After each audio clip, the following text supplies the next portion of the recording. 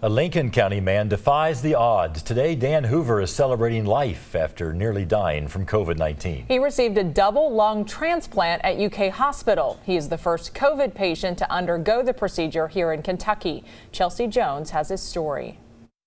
Dave Hoover suddenly felt sick. It was the end of January. I started feeling a little bit bad and thought it was just actually sinuses and allergies. Dave went to an urgent care center where he tested positive for COVID-19. He went home and his condition got worse. His wife, Emily, who's also a nurse, rushed him to the ER at Ephraim McDowell Hospital. There wasn't really anything that was keeping him in the hospital other than just the amount of oxygen that he was requiring. So Dave was transported to UK Hospital and placed on a ventilator. The man you see here was this bodybuilder a few years ago. He no longer competes, but Dave says he stayed active right up until COVID took him down. There's also a disease that can affect young, healthy people, which is why the vaccine is so important, and it works. He got COVID, his wife was vaccinated, they live in the same house, she did not.